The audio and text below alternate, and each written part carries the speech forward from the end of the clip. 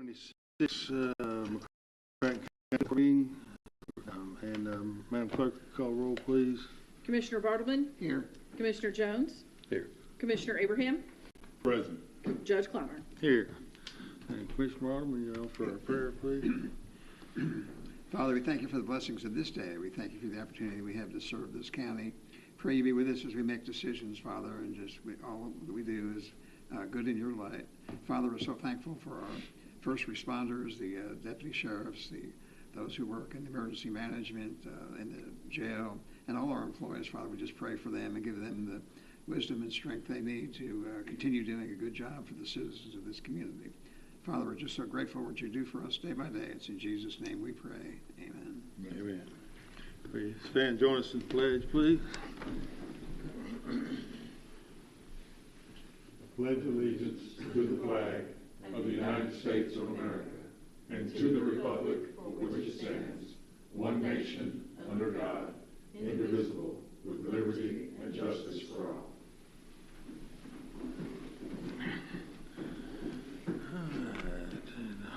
First up is the consent agenda. It is ordered to approve the consent agenda for May 11th, 2026, McCracken County Fiscal Court. So moved. Second. Any discussion? All in favor, aye. Aye. Opposed, no. That carries. It is ordered that the necessary cash transfers in the amount of $250,000 be made in order to pay county bills and payroll approved May 11th, 2026. Motion. Second. Any discussion?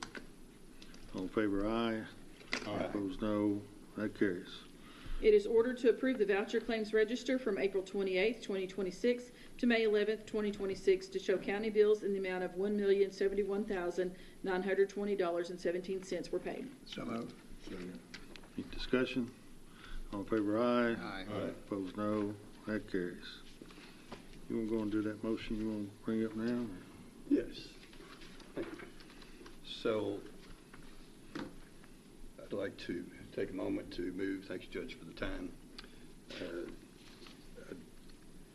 Well, I don't know if you want to read this order, and then I'll make the motion. Motion. It is ordered to pay Brooks Stadium and or Paducah Chiefs $35,000 as a McCracken County Fiscal Court contribution to the upgrades at Brooks Stadium to include a new sound system, scoreboard improvements, and improvements to the restroom facilities. So moved. Second. So I think we have some guests with us tonight from the Paducah Chiefs organization and from Brooks Stadium Commission. And I serve on the Brooks Stadium Commission now.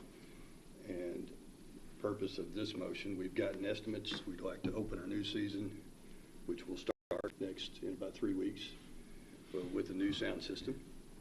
The present sound system at Brooks Stadium is not quite up to par. And I would like to ask you to support this motion. I've written it in a way that I think will perhaps go forward and help us with a little bit of scoreboard maintenance.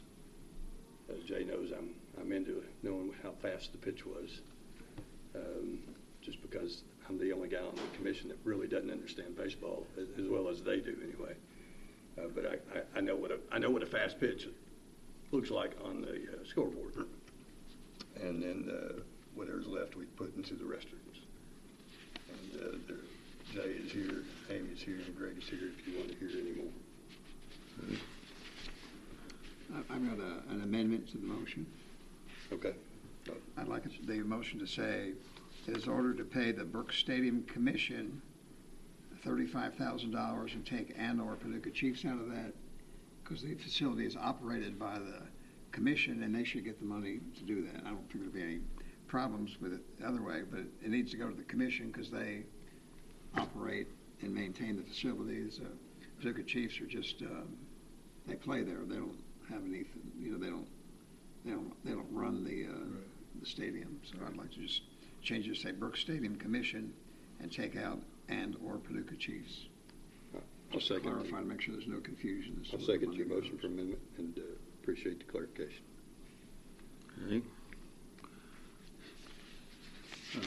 And we've got the bids here. Do we have a second for that motion? We do have a second. Yeah. So the customer is City of Paducah Parks and Recreation on the bid. Well, I guess Parks and Recreation acquired the bids on behalf of Brooks. Amy Clark, who's, she sits on, she has two roles as well. She's manager of the City Parks Department, and she sits on the Brooks Stadium Commission. Right. And she's here. Yeah, Okay. we did. Good evening. I reached out to the vendors and got quotes, and so that's why they came through the Parks Department as for that reason. I reached out on behalf of the commission to get the quotes for the AV improvements. All right. All right. Anything, Jay? No, not Judge. Since the dollar figure of the quote exceeds our ability for spending limit, we had to go through the Parks Department to facilitate the bids. That's why you're seeing that. All right. Is it, I feel like I need to at least voice that the fact that the City of Paducah owns Brooks Stadium, and so, but I do think Brooks Stadium is a great community asset. I'll note that I saw today that the mayor said we need to share resources between the city and the county more, and so I guess we are. We're kicking that ball off real quick, hitting that ball.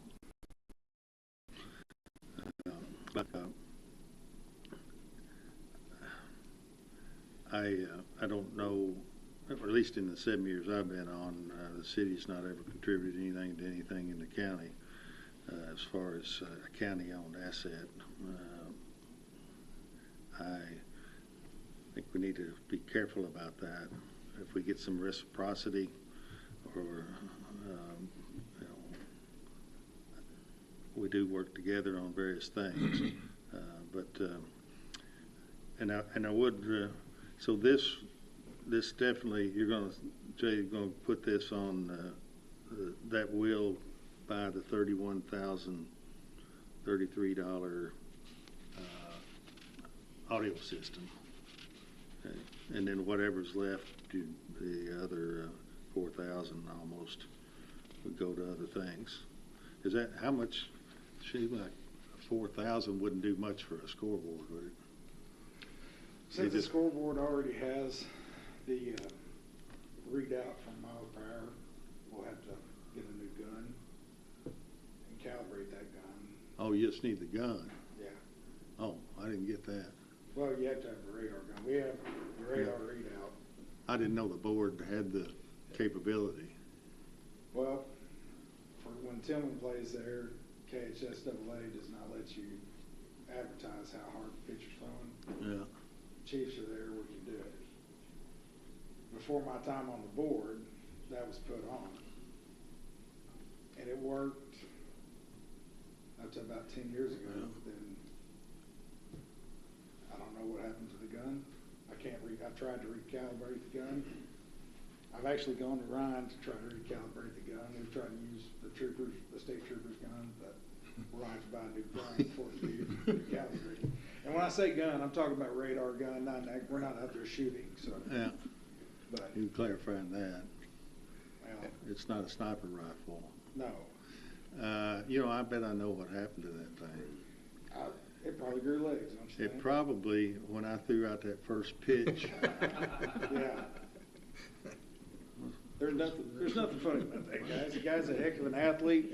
I've rabbit hunted with him. I've seen him get up and down the hills. I'm not going to take this disrespect for the judge. It was a good Go first ahead. pitch. what? He earned it. How fast was it going? Well, we don't know the Oh, speed. blazing. We talked about We it. didn't have enough digits on the readout. Yeah. You see any smoke coming from that mitt? Did you? Yeah. it's only a 3+, and It's only a 2-digit, and God forbid we get somebody that hits 3 digits, but I think I've still got a video of that pitch, actually. yeah. I know I do. The first time, not the second one. All right. Any other discussion?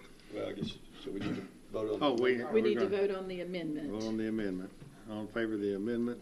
Aye. Aye. Okay. None opposed? That carries. And then the motion as amended, all in favor? Aye. Aye. No opposed, so that carries. Judge, I will To pass it back to Joe. add that the board is made up of 10 people. The board has always shared city and county residency. Right now, we have more county residents on the board than we do Oh, city. yeah, So, good. anyways, Okay. That's probably a appreciate good y'all thing. doing this. We have some other stuff coming, but I believe we've got that covered now. Yeah, okay. All right, good. Thank you for your Thank help. you. All right, see y'all. Looking forward to a Thank you. good season. Yeah. All right, Madam Clerk, we ready? So we are on to discussions.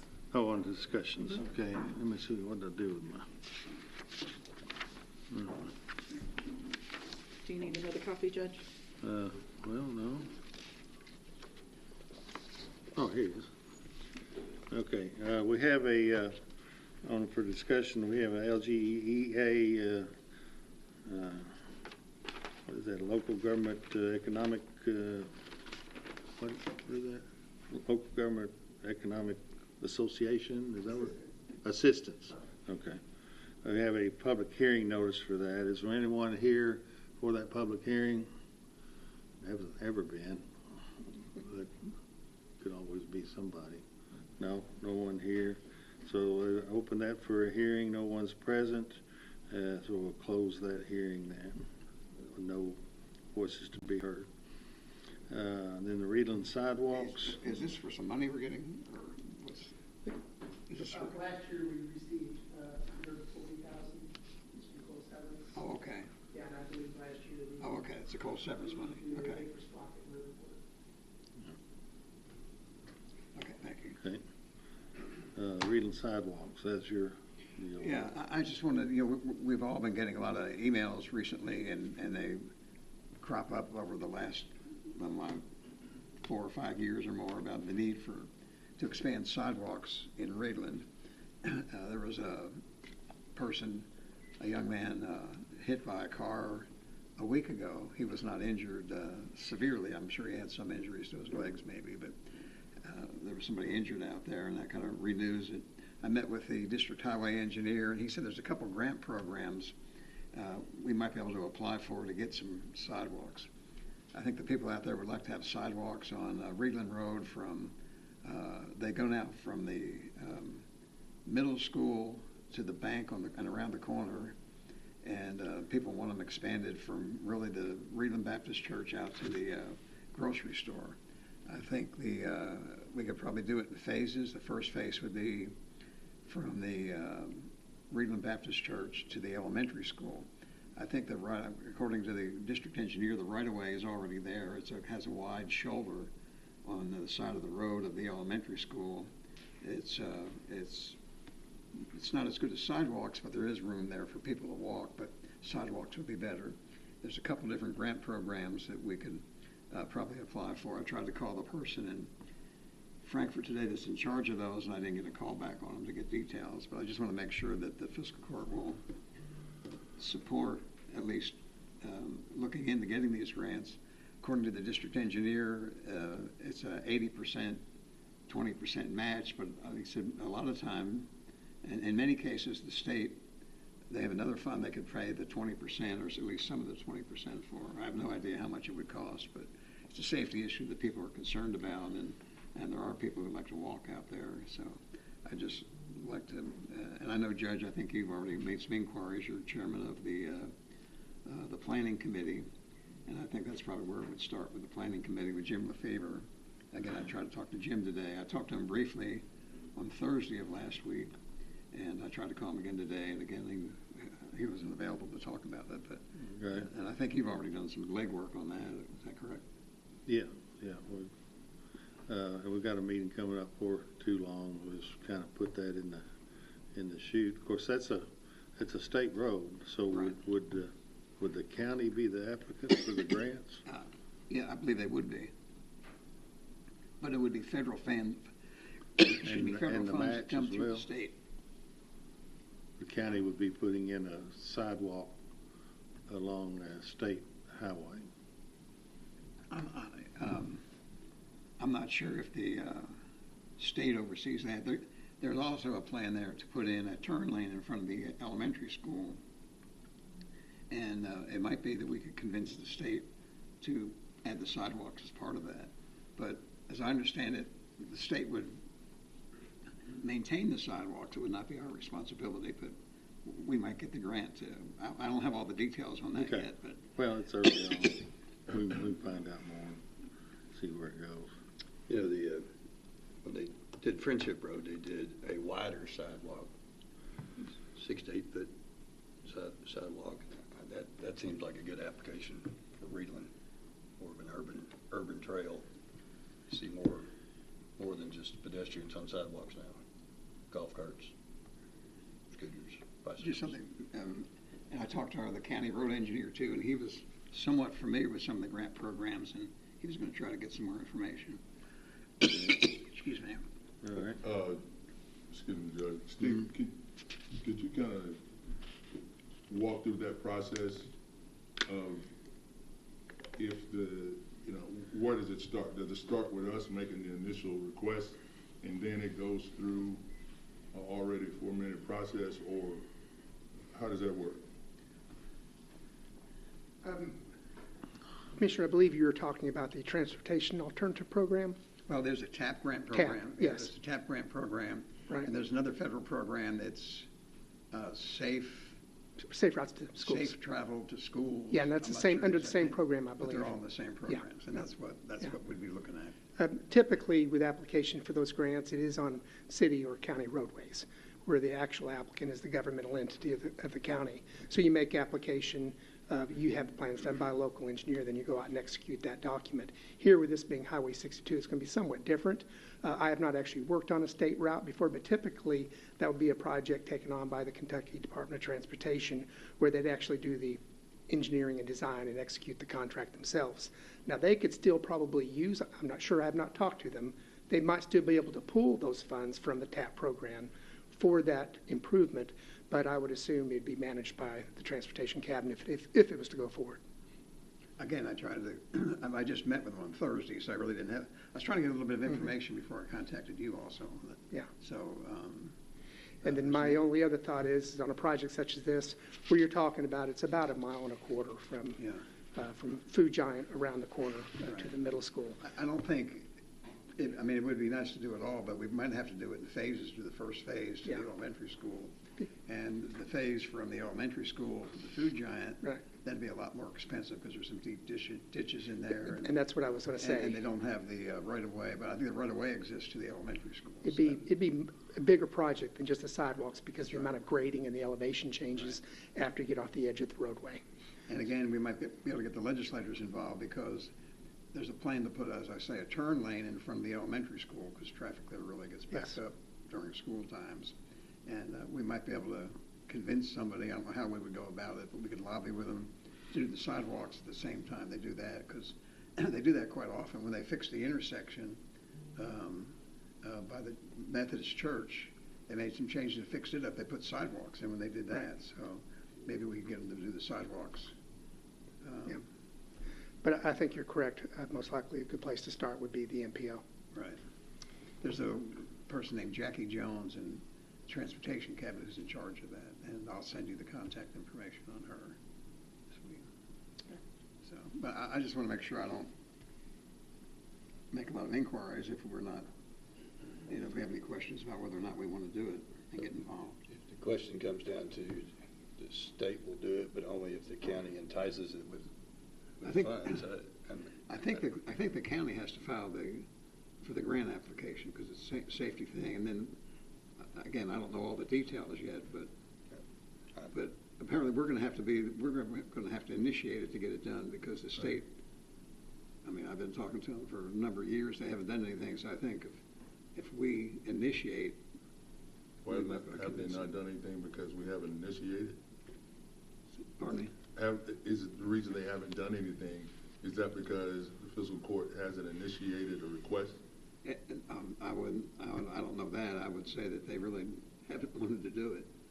When I asked them earlier, they said, well, it's safe because the shoulder is very wide on that side of the road, and there's plenty of room to walk. Well, walking the shoulder of the road isn't quite as safe as walking on the sidewalks. Right, and the other question is, do they rate the safety of these? For instance, like, I don't know, they look across the state, and if it's a pecking order, you know, obviously some child getting hit by a vehicle puts it top of my list. Yeah, you know, according to the road engineer, that has to be a safety issue. You just can't put in, these grant programs aren't available just to put a sidewalk in for the sake of putting a sidewalk, right. But if it's a safety issue. But again, we've had somebody hit by a car, and when the middle school lets out, there's a lot of kids who walk from the middle school up toward the elementary school. Then they go off on some of the side roads there. I say keep leading, we'll follow, I follow. So thank you for putting time into it. Yeah, Again, I mean, I think we should initiate a request. I'd hope to have more information by now, but again, I've got something, met with him on Thursday to discuss that. So. Okay, we'll follow up. Okay. I think we can get the deputy judge and Randy Williams to kind of look into that. Okay. Appreciate it, thanks. Okay, GPAD presentation. Mr. Wilcox here tonight.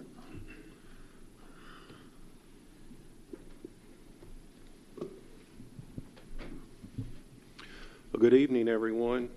Thank you so much for the opportunity to come this evening and update the fiscal court on things that have happened since our last public presentation. The last time I was here was February 22nd, so my comments this evening will reflect things that have happened since that. But before I do that, I'd be remiss without thanking you all for your partnership and your continued investment with GPAD, allowing us and assisting us in doing the work that we do. Since the last public presentation, we formally announced Global Laser Enrichment Project. While this project had been in the works for several years, the project was formally announced March 26th by Governor Beshear. We attended the Kentucky Economic Development Finance Authority's meeting on March 26th with GLE, at which time their state incentive package was approved, and then later that afternoon we attended the governor's formal announcement on the Team Kentucky update. The GLE announcement included $1.8 billion in new capital investment, 240 direct jobs with an anticipated additional 287 indirect and induced jobs, bringing the anticipated total job creation to 527. The anticipated rate of pay is expected to top $100,000 per year and have a recurring annual economic impact on Paducah McCracken County of $114 million per year. The average pay will be $100,000. The average pay is expected to exceed $100,000 per year, as noted on their KBI application. If you'll recall, in November of 2024, we assisted GLE with a land swap agreement where they'll be siting the project. Timber's been harvested and the site is ready to be cleared and grubbed. They filed for their Nuclear Regulatory Commission license in June of 2025, and they're awaiting NRC's approval. Construction and related activities with a nexus to radiological activities will not begin until the NRC license is obtained. GLE hosted a public open house April 29th at Walker Hall to the general public, where the general public was invited to meet senior level management, learn more about their project and how they could do business with them. Upon my discussion with company leadership, there were well over 200 people in attendance, and based upon my discussion with some of the attendees, most everyone was overwhelmingly supportive and excited about the project.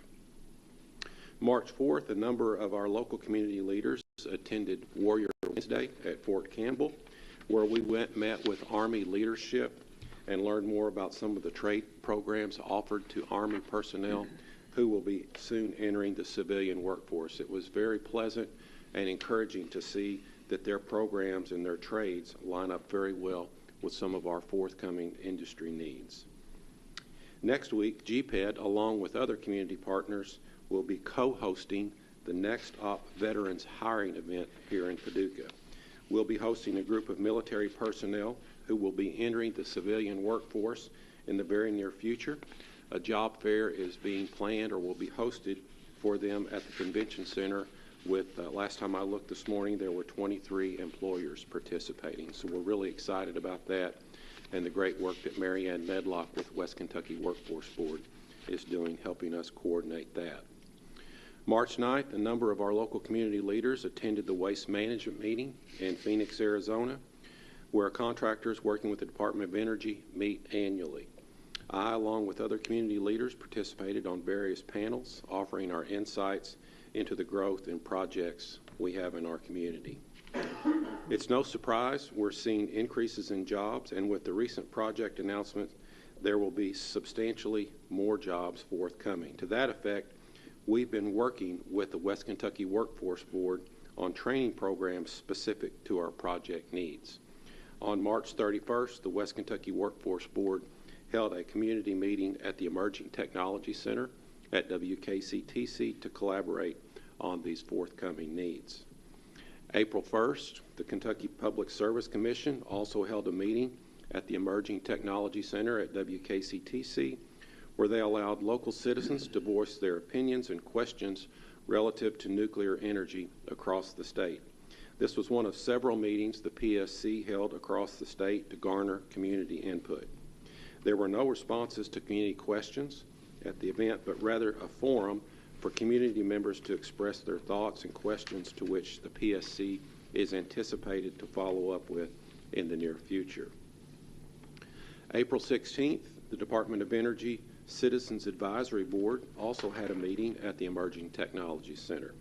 I did a presentation to the CAB, the Citizens Advisory Board, about the types of jobs we at GPED pursue and an update on the Department of Energy site related projects. April 21st, a small group of community leaders and I attended the Energy Communities Alliance meeting in Augusta, Georgia, where we heard from sister Department of Energy sites from across the country, Department of Energy, senior leadership, and other subject matter experts. Our community was mentioned often with all of the new capital investment and forthcoming job creation. A great buzz for Paducah at that meeting. April 28th, a small group of community leaders and I attended the McCracken County School Board's meeting, where we updated the school board on project activity, anticipated job growth, and anticipated new revenue coming to the school board's way once these projects become active. We're also working with McCracken County Schools on the Ford Next Generation Learning Program. Like the Paducah City Schools, McCracken County Schools has some exciting things in the works to help facilitate the new and forthcoming job creation that we will be seeing. We've also not just been working on our existing project pipelines, we're still out on the road recruiting additional and new industry. Jim Moore, our Director of Business Development, has made numerous recruiting trips since my last presentation to you. Jim's attended site selector events in Charlotte, North Carolina, and Arlington, Texas. He did a direct recruiting mission into Vancouver, Canada, and Calgary, Canada, and also represented us at Select USA last week in National Harbor, Maryland, with the Kentucky Cabinet for Economic Development. Select USA is the single largest gathering of foreign direct investment in the United States annually.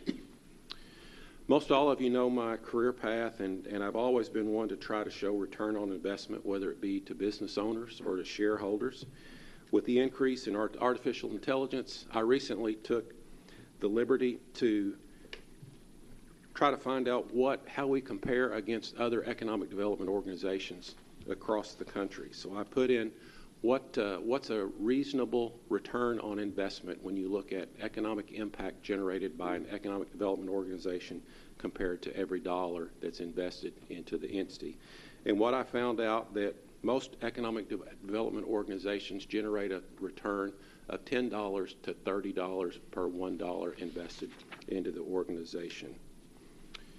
Strong organizations perform above $30 return on investment. As I mentioned when I started the presentation this afternoon, we couldn't do our job without the partnership with you guys in the fiscal court and our private investors. When you look at the economic impact that GPED has been involved with our successful projects, you would find on average that we generate $57 of economic benefit for every $1 invested into our organization, essentially double that of an average organization across the United States. If you were to look specifically at just the municipal investments between the McCracken County Fiscal Court and the City of Paducah, you'd find that we generate over $100 of benefit for every $1 you put into our organization. So we thank you for your continued support, and we plan to continue leveraging and embracing our momentum that we have and produce even greater results for you in the near future. So again, thank you for your partnership and what you do to help us out. So happy to take some questions from you now. I know I'm staying for executive session later this evening, but be happy to entertain any questions you might have or comments. What's your number? Career to date? So when did your career start again? About 6.5 years ago. Right. So 1,401 direct jobs, 1,145 indirect and induced, for a total 2,546. Average rate of pay $65,400. $4 billion in capital investment, $344.4 million of recurring annual economic input into Paducah McCracken County. Well, I remember the afternoon you were being interviewed, they were deciding whether you or another guy, and talking to Steve Doolittle, because I think he was on the board to make the decision. He was on the interview committee. Yeah. And you were liked because you were local and you looked like a 20-year guy. So you got 14 more to go. Let's hope so. Well done. The average tenure for someone in my position is about 3 to 4 years. So we've almost doubled that so far. So it's been a good run, and we've had a great partnership with you guys, the city, and all of our investors. They made a great hire. Thank you. Thank you. Any questions, anything else? All right, we'll see you in the executive here in a little bit. Thank you. Hey, do you guys have any opposition to go ahead and skip back here and get Mark Franklin? And Yep, let's go ahead and do that. y'all okay with that? Good idea. All right, let's move y'all up. Y'all are high dollar. I don't want to pay you to sit there and laugh at me for our baseball abilities. I can assure you, if I threw a baseball at that gun, it would break in the opposite direction. It wouldn't even range. Come on up. Well, let's see. We're gonna. I guess we might as well. I bet it's a lengthy thing. We need to read that. Is the ordinance? Yeah, Okay. the ordinance. Yep. Get that out of the way. We have the AIA contract. Who what? The AIA contract is first. What And number? then it's the bond ordinance. You can read that up Oh, okay. We afterwards. need to do the AIA contract first. Where's? What number is Court that? order C. Yep, with Ascendant Facility Partners. Okay. Okay, let's do that then. Court order C. It is hereby ordered that the McCracken County Fiscal Court approve the proposed AIA 141 design build contract with Ascendant Facility Partners for the Paducah McCracken County Convention and Expo Center renovation in the amount of $7,479. I think that's supposed to be a comma. Supposed to be a million. Yes, Yeah. yeah, I have a period instead of a comma, so that looked funny. $7,479,352. It is further ordered that the judge executive be authorized to enter into a contract and sign all necessary documents for same, and the treasurer be authorized to pay invoices. So move. Second. So of the 7 million, does 2 of it go back for the roof? I believe it's around 2.3. 2.3. Yes, goes back. Goes back to the county for That's its right. advance. And you will see that in the bond ordinance. And that was for the work on the roof. That's correct. Okay. Thank you. Any other discussion? Yes. Oh, I'm sorry. I didn't understand that. So, It's in addition to the 7. okay. So But what it's, you'll see, the bond ordinance is actually I see. 9.8 or 9.9. so that's why the bond is going to be more, 2.3 more than that amount. I got you. Thank you. Plus soft cost. Okay. Thank you. Any other discussion? All in favor, aye. Aye. Opposed, no. That carries. Now let's pay for it. Ordinance, first reading ordinance 2026-05. Summary of ordinance and notice of adoption. The Fiscal Court of McCracken County, Kentucky, the county, at regular meetings held on May 11th, 2026 and May 26th, 2026, will adopt an ordinance titled as follows. An ordinance of the Fiscal Court of the County of McCracken County, Kentucky, authorizing the issuance of its general obligation bonds, Series 2026A, in a maximum aggregate principal amount of $10 million for the purpose of financing the cost of various renovations and improvements in the Paducah-McCracken County Convention and Expo Center, approving the form of the bonds, authorizing the designated officers of the county to execute and deliver the bonds, authorizing and directing the filing of a notice with the state local debt officer, providing for the payment of and security for the bonds, establishing a bond payment fund for the bonds, affirming the maintenance of the existing sinking fund, authorizing the acceptance of the bid of the successful purchaser of the bonds, authorizing a memorandum of agreement between the county and Paducah-McCracken County Convention Center cooperation with respect to the use of a portion of the county's transient room taxes for the payment of a portion of the debt service on the bonds, and repealing any inconsistent ordinances. The ordinance authorizes the county to issue a series of its general obligation bonds to be designated as General Obligation Bonds, Series 2026A, or the bonds, and the maximum aggregate principal amount of $10 million for the purposes of 1, financing all or a portion of the cost of acquisition, construction, installation, and equipping of various renovations and improvements of the Paducah-McCracken County Convention and Expo Center for the benefits of the citizens of the county, the project. 2, paying the cost of credit enhancement on the bonds, if any, and 3, paying the issuance of the bonds.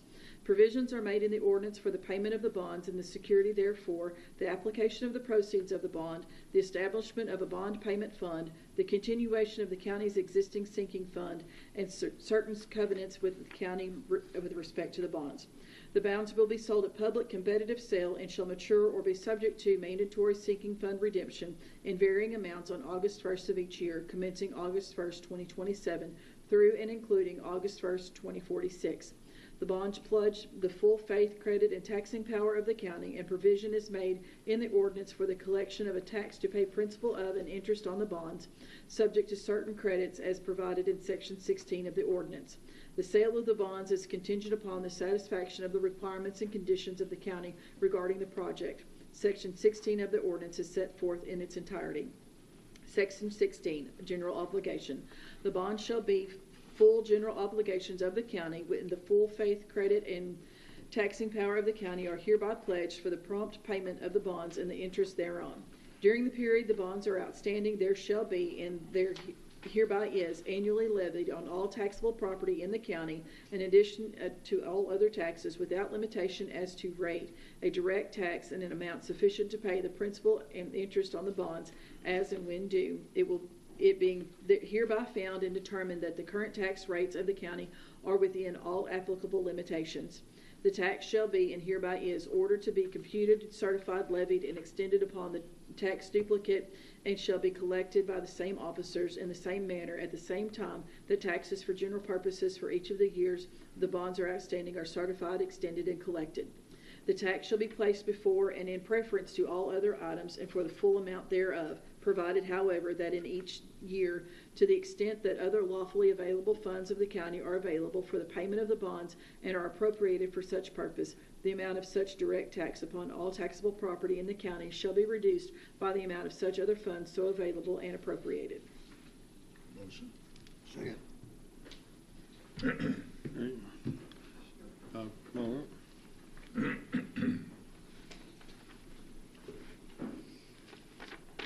I count 228 months between August 1 of 27 to August 1 of 46. Is that what we want?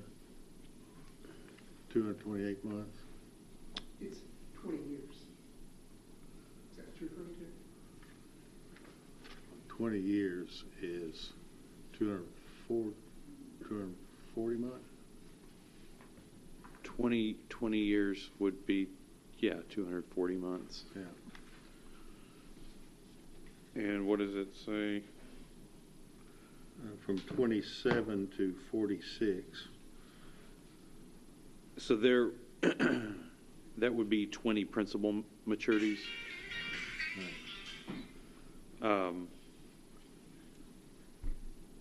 So the full amount of the bond wouldn't be exactly equal to 20 years, but there are 20 annual principal maturities, Okay. effectively making it a 20-year Okay. bond. Well, you understand that, I don't, but it's right. Yes. The numbers are right. Okay. Yes.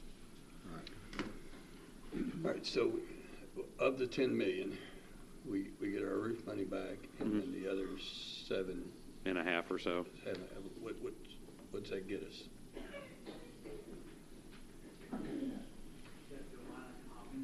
So if you guys remember, And I do remember, March, it effectively covers everything we discussed in March. The only material change we made, and it was ever so slight, was, you'll recall, we discussed the lighting for the river rooms and the associated spaces. So we went back and worked hard with Michelle and her team to provide an improved performance and aesthetic to those areas while also reducing the cost. So we've come back to this meeting at $300,000 reduction, while also fundamentally still addressing the lighting concern in the river rooms. I think we get a lighting upgrade in there at a lower cost that helps support some of the deputy judges' concerns about, having some additional capacity left over when we obligate this project. Any contingencies might come up over the next decade or so. Yeah, I was just looking for a quick Reader's Digest summary for those who might be following this topic for the first time tonight. Could you come to the microphone? Yeah, This is on yeah, TV, too. yeah, sorry. Yeah, so the project in total, it starts with what we call our base self-funded project, so that's addressing the lighting throughout the Convention and Expo Center throughout. We're also addressing all the HVAC at both the Convention and Expo Centers. We are addressing... When you say addressing... We are replacing. All of them? Every bit of it, yep. Okay. Yep. We are, as I mentioned earlier, we're upgrading the lighting within the river room spaces to give them a more modern look and feel, high performance in the river room spaces. We are addressing a new AV system for all the convention center spaces, so this will involve public address throughout the entire facility. This will involve individually controlled AV in each of the river rooms so they can operate independently now. It'll also include mobile AV carts so that the support rooms can also have AV that's independent. Heretofore, they've been renting that out when they have big events in the space, so now they will own that outright and can do that themselves. This will involve making some repairs to the exterior envelope. We term it in the trade vernacular as EFIS. So this is kind of the side that faces downtown. Some of that exterior wall is failing, so we're addressing that failing wall issue. We're adding new electrical distribution to the second floor service corridor of the convention center. So this would be the back side of the river rooms to help support more culinary and service needs in that area when they're hosting big events in there. We're also doing a big upgrade to the Expo Center lobby. So when you come in the lobby, basically every finish in the lobby will be revisited. This is flooring, walls, lighting, etc. Also redoing all the restrooms in the Expo Center space. We'll also be replacing the operable partitions that separate the river rooms and the convention center with a partition that is alike in form and function to what is currently in the Expo Center. If you think about the Expo Center sports space. And that pretty well touches on the meat and potatoes. So pretty comprehensive. I remember there was an electrical usage issue we were going to hunt and find. Yeah, that's right. We're going to also deal with what we're calling a phantom demand spike issue that they've had intermittently over the years. So really that effort's going to bring to bear all the relevant parties and resources. So this will include Paducah Power. This will include the design team. We're going to get everybody together and we're going to get to the bottom of that demand spike issue. Will that be done early in the process? Yes. Because it's something I thought approved funding to do the study to find out what the problem was over a year ago. I don't know why we haven't done that yet. Yeah, I don't think we've ever actually executed a study over there. We've done some very preliminary things, looking at the bills and so on, but we've never actually had boots on the ground to actually dig into the issue. So this is going to help bring that to bear. So this does include the restrooms in the Expo Center? Yes, sir. Okay. Yes, sir. That's all that needs to be done in there to upgrade Yep. those. Mm-hmm.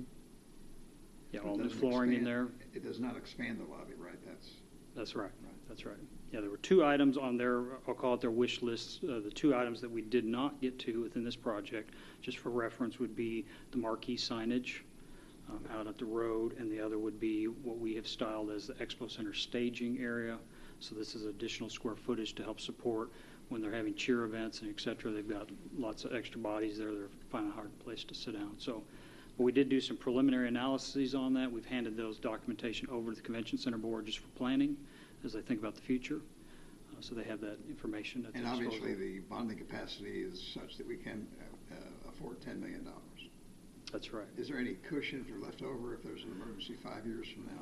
Great question, Mr. Bartleman. So if you'll recall, when we came in March, the question really was how much of the transient room tax that we have available now and we're looking to in the future do we want to expend now based on the need within the Convention and Expo Center?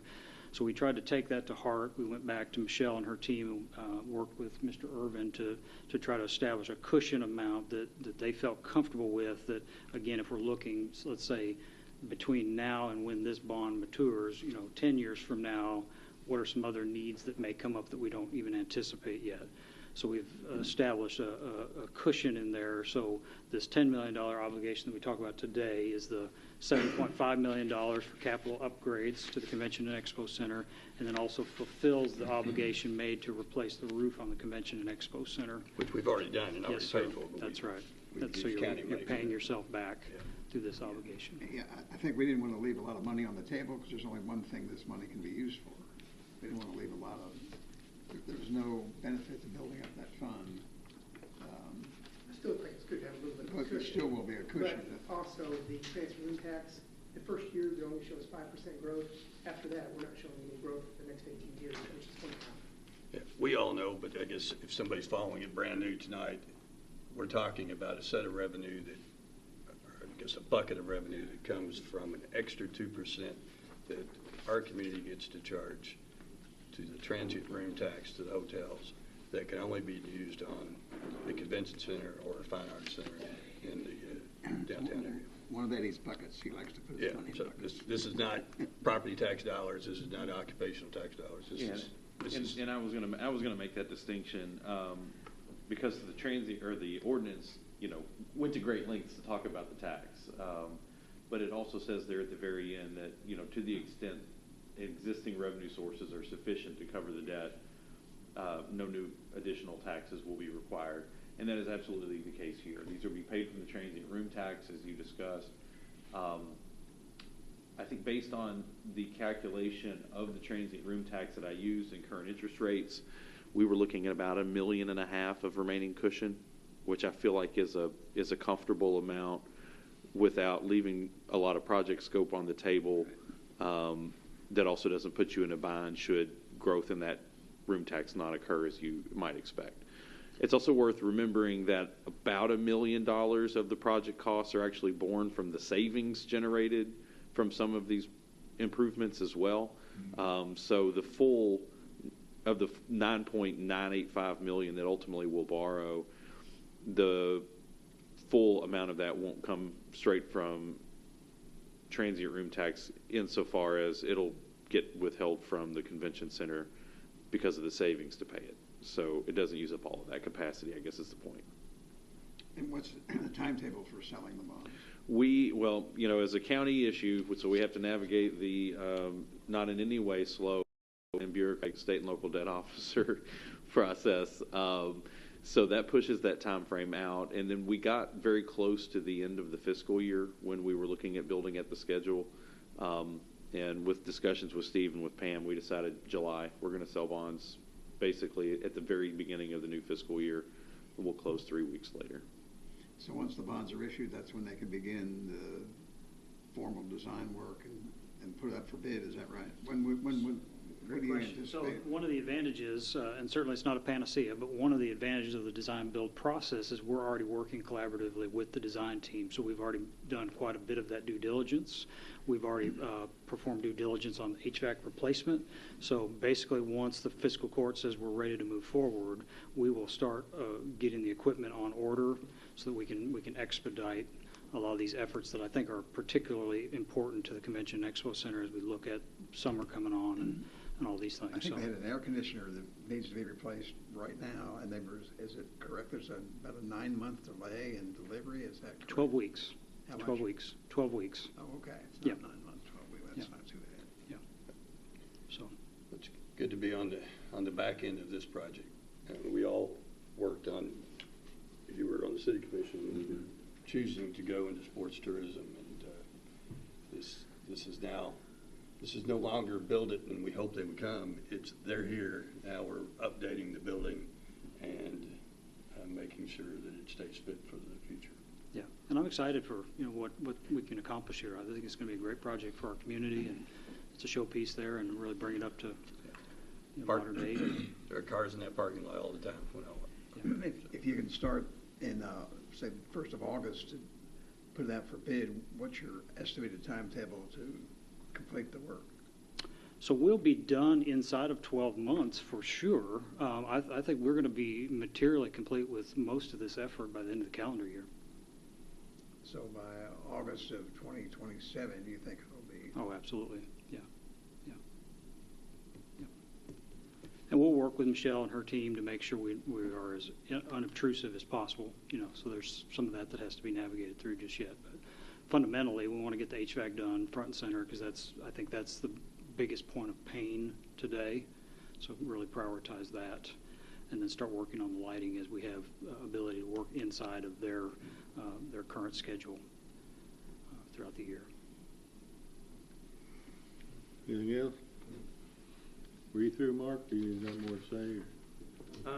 Just to give you an idea, currently the interest rate that we'd be looking at is a little less than 4%, somewhere between 3 3/4 and 4%. A lot of that is thanks to the work that you guys have done to get the county upgraded in terms of its bond rating. And I think with a deal of this size, we'll get a lot of interest. So I think it's going to be a great bond sale for the county. Not to beat a dead horse, but so the $2.3 million that the county taxpayers have invested in the roof, that comes back first, not Correct. incrementally. Correct. I mean, on the closing date of the financing, the 9.7 or so million will come to the county's construction account, at which point the county can immediately pay itself back from that for that 2.248 million or whatever the number is. Okay. Thank you. And under this agreement, you guarantee the savings, is that right? The energy savings? That's right. And Guarantee energy savings. If it doesn't meet the expectation. That's correct, and that's a statutory requirement, so we will square up with you year by year statutorily, but the way we like to handle that normally is visit with Michelle and her team quarterly and just kind of show them how things are going. If we see there's any corrections that need to be made, we can have those conversations proactively. Make sure we're keeping things on straight and narrow. Thank you. Mm-hmm. What is our bond rating now, Laura? Do you remember? AA3. That was what? AA3. I'm sorry. AA3 with Moody's. AA3. Took some steel. You remember what we were back years ago? I think you may have gotten as low as an A2, certainly down to an A1, but if righted the ship and are back up to a rating. Essentially the ratings for the city and the county are equivalent at this point. The city generally uses Standard & Poor's, but they're AA minus, and you guys are AA3 with Moody's, which are the same. How does that compare with the different bond ratings? Are they equal? AAA is the highest. On the Moody's scale, so we go AAA, AA1, AA2, AA3. So you guys have the 4th highest rating that you could possibly have. Anything higher than that for cities of this size and counties of this size is particularly rare. And then the city is on S&P, so their rating scale is AAA, AA plus, AA minus, and so you guys are both 4th rung from the top. It's a very strong bond rating. Anything AA or higher is very good. And to put it in reference, I think the state is also a AA3.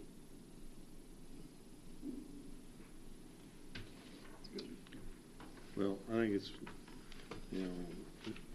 it was a long slog to get all this done, and we had to make some tough choices to raise some revenue, and of course, within certain people want to beat us up for using that 3-letter word tax, but we've now begun to reduce the insurance tax pretty substantially. That's what got us, in large part, I think, to this good a bond rating and all the other things we've been able to accomplish. So, we see now people are complaining about that. Of course, there's the property values have increased, and so people's property taxes have gone up. I made efforts to try to explain to the folks that our tax rate is not increased. It's the fact that your property value increased that causes your tax bill to be higher. But anyway, we've brought ourselves through a long period of struggle to improve our finances and got us in a good position now. So anyway, anything else? Have we voted on the ordinance? No, we've been discussing. All right. Let's see. Did we do the motion second? We have a motion and a second. Okay. All right. All in favor, aye. Aye. Opposed, no. That carries. All right. Thank you, guys. Thank you all. We're excited. Thank you. Yeah, it's a great project. It's been a long time coming. What the judge just said. All right. Where are we? Board appointments. Okay. It is ordered that Ronnie Adams be reappointed to the Hendron Fire Board for a term ending June 30th, 2029. Motion. Second. Any discussion? All in favor, aye. Opposed, no. Carries. It is ordered that Darren Rankin be reappointed to the Concord Fire Board for a term ending June 30th, 2029. So moved. Second. Discussion? All in favor, aye. Aye. Opposed, no. That carries. It is ordered that Carol Young be reappointed to the Paducah-McCracken County Joint Sewer Agency Board for a term ending June 30th, 2030. So moved. Second. Discussion? All in favor, aye. Aye. Opposed, no. That carries. It is ordered that the judge executive is authorized to enter into a license agreement for dredging with Pine Bluff Minerals Company, LLC, and sign all related documents. Motion. Second. Discussion? All in favor, aye. Aye. Opposed, no. That carries. It is ordered that the judge executive is authorized to sign the contract with the Commonwealth of Kentucky for EMA program funds and all documents related to the same. Motion. Second. Discussion? All in favor, aye. Opposed, no. That carries. On to D. It is ordered that the treasurer is authorized to pay Lone Oak Trophy House in the amount of $55 for service awards. The cost is from the Federal Drug Forfeiture Fund. Motion. Second. Discussion? All in favor, aye. Opposed, no. That carries. It is ordered that $543,025 from the transient room tax escrow fund be transferred to the city of Paducah for bond payment on the Convention Center and Carson Center Series 2020B GOB. Motion. Second. Any discussion? All in favor, aye. Aye. Opposed, no. That carries. It is ordered that Isabella Leifer be hired as a full-time road deputy at a rate of $25.73 per hour, effective May 18th, 2026. In addition, it is ordered that she will be paid the $4,562 annual incentive for POP certification. Motion. Second. Now, don't you want to know where we got her from? I know, that's pretty significant. What's this now? Paducah police coming to the county. Huh. All in favor, aye. Aye. Opposed, no. That carries. It is ordered that pursuant to the mandate of KRS 70.2901B, the McCracken County paid to the City of Paducah on behalf of Paducah Police Department the sum of $45,610.99, representing the statutorily mandated reimbursement payment to such agency for the actual cost incurred and expended on association with the initial hiring and continuation of employment of Isabella Leifer. It has been expressly agreed to by Isabella Leifer via the employment contract that she shall be personally obligated to reimburse McCracken County in the amount of $45,610.99 in the event she voluntarily separates from employment with the McCracken County Sheriff's Office within 36 months of her date of hire. Motion. Second. Discussion? All in favor, aye. Aye. Opposed, no. That Judge, carries. did you say that this is a city police officer coming to the county? Did I understand that right? Yes, sir. Yeah, did he understand that right? The reporter? Yeah, he Okay. went. Okay. I just want to make sure. Yeah, the county's a great place to work, man. That's all right. That's why they're coming over. I like it. Thank you. I'd love to stay on a while. It is ordered to pay the invoice dated April 16th, 2026 to BFW for the Sports Complex project in the amount of $13,616.11. This is pursuant to the interlocal cooperation agreement dated September 7th, 2022 between the City of Paducah, Kentucky, the County of McCracken County, Kentucky, and the Sports Tourism Commission. As per the interlocal agreement, the City of Paducah pays half of the invoice to McCracken County. So moved. Second. Discussion? All in favor, aye. Opposed, no. That carries. It is ordered to pay the invoice dated April 9th, 2026 to Hudson Incorporated for the Sports Complex project in the amount of $4,615.91. This is pursuant to the interlocal cooperation agreement dated September 7th, 2022 between the City of Paducah, Kentucky, the County of McCracken County, Kentucky, and the Sports Tourism Commission. As per their interlocal agreement, the City of Paducah pays half of the invoice to McCracken County. Motion. Second. Discussion? All in favor, aye. Opposed, no. That carries.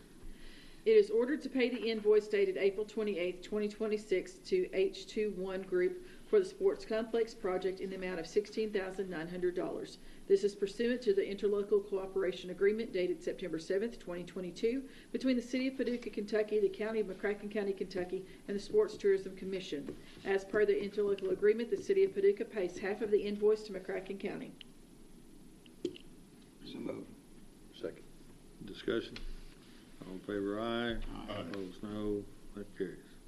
It is ordered to pay the invoice dated April 1st, 2026 to Barco Products for the Sports Complex project in the amount of $7,435.81. This is pursuant to the interlocal cooperation agreement dated September 7th, 2022 between the City of Paducah, Kentucky, the County of McCracken County, Kentucky, and the Sports Tourism Commission. As per the interlocal agreement, the City of Paducah pays half of the invoice to McCracken County. Motion. Second. Discussion? All in favor, aye. Aye. Opposed, no. That carries. It is ordered to pay the invoice dated April 20th, 2026 to Cardio Partners for the Sports Complex project in the amount of $8,232. This is pursuant to the interlocal cooperation agreement dated September 7th, 2022 between the City of Paducah, Kentucky, the County of McCracken County, Kentucky, and the Sports Tourism Commission. As per the interlocal agreement, the City of Paducah pays half of the invoice to McCracken County. So moved. Second. Discussion? All in favor, aye. Opposed, no. That carries. It is ordered to pay the invoice dated April 13th, 2026 to Sportiflex for the Sports Complex project in the amount of $4,500. This is pursuant to the interlocal cooperation agreement dated September 7th, 2022 between the City of Paducah, Kentucky, the County of McCracken County, Kentucky, and the Sports Tourism Commission. As per the interlocal agreement, the City of Paducah pays half of the invoice to McCracken County. Motion. Second. Discussion? All in favor, aye. Opposed, no. That carries. It is ordered to pay the invoices dated April 13th, 2026 and April 22nd, 2026 to Commercial Door and Hardware for the Sports Complex project in the amount of $52,305. This is pursuant to the interlocal cooperation agreement dated September 7th, 2022 between the City of Paducah, Kentucky, the County of McCracken County, Kentucky, and the Sports Tourism Commission. As per the interlocal agreement, the City of Paducah pays half of the invoice to McCracken County. Motion. Second. Discussion? All in favor? That carries. Aye. I'm getting tired of hearing her saying all that. I think how she's holding up. It is hereby ordered that RVI Planning be awarded a contract for the Paducah Sports Park signage design services in the amount of $8,750. It ordered that the judge executive be authorized to enter a contract with RVI Design and to sign all documents necessary for same. It is further ordered that the treasurer be authorized to pay bills for the same. Motion. Second. Discussion? All in favor, aye. Aye. Opposed, no. That carries. It is hereby ordered that Sprint Turf LLC change order number 003A as shown on the attached documents and dated May 4th, 2026 be approved. In summary, the change order agrees to increase the contract by $66,406.44. So move. Second. Does P and Q, do they go together, Steve? Yes, they do. Okay. So we're, This does not increase the overall budget for the park.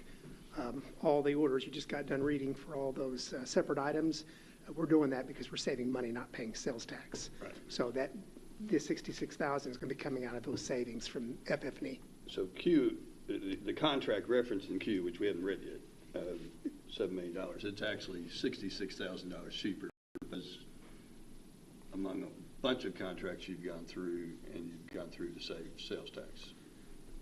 No, Q, we're adding 66,000 to the Sprint Turf contract. Okay. But we're able to pay for that from the savings for I us see. buying FF&E ourselves. I see. All of the ones above P were savings that are paying for Yeah. P and Q. I got it. Okay. All in favor, aye. Aye. Opposed, no. That carries. Steve, don't go away. I've got a question before we're done. Yes.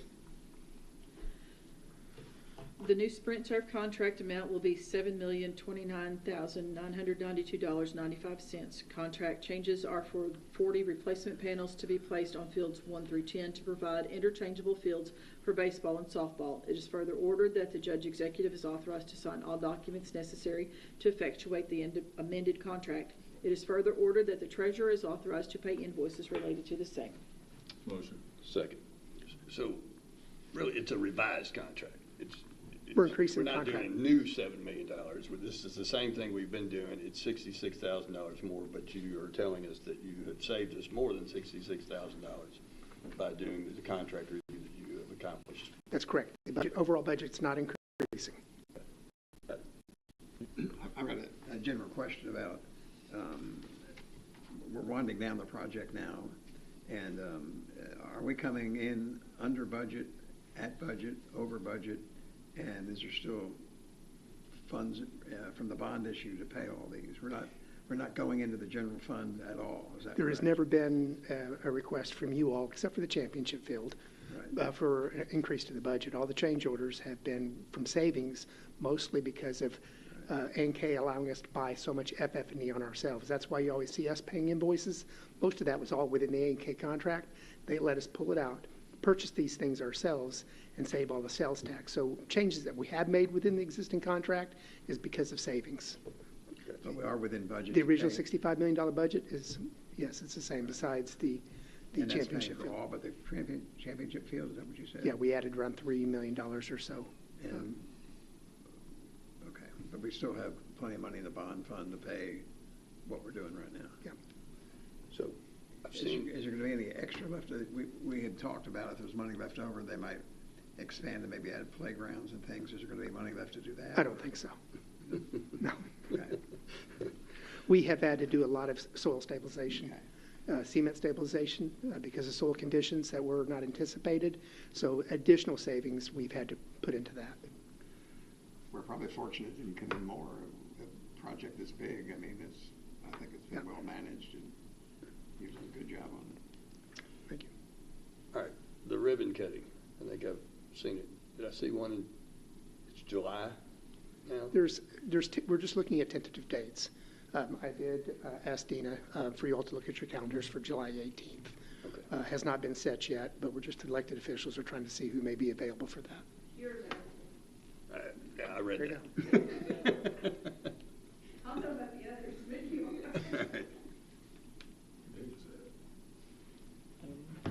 Anything else? So I guess we hadn't voted on Q, probably not. We have not voted yet. All in favor, aye. Aye. Opposed, no. That carries. It is ordered to approve the April 2026 transient room tax in the amount of $474,205.66 to be dispersed as follows. Paducah CVB, $139,058.09. Convention Center, $94,488.74. Sports Tourism Commission, $144,397.43. Escrow Fund, $96,261.40. Motion. Second. That looks like a new record. I don't know. I don't know that it is, but it looks higher than normal. Nearly 145,000, 144. Yeah, I don't remember it being that high. Well, I would think, but the quilters it's probably not counting them yet. It's probably the month before, isn't it, Pam? Yes, this is the month of March, collected in April. Yeah, so that's, we'll wait and see what April does. All in favor, aye. Aye. Opposed, no. That carries. Late order S, it should be on your tables. It is ordered that the judge executive is authorized to sign all documents necessary to support a 287G service agreement with federal authorities. So moved. Second.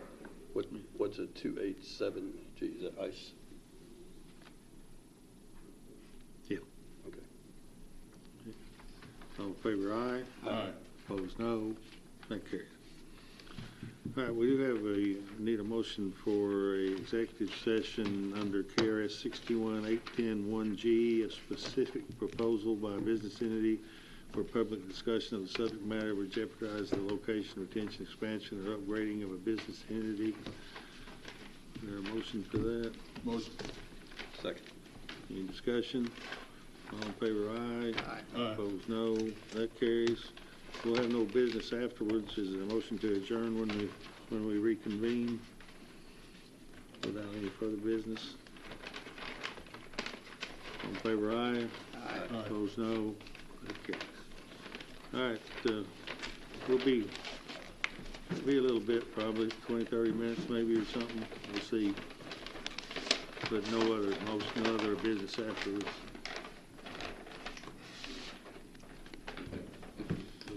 Well, good evening, gentlemen. I'm not waiting on you.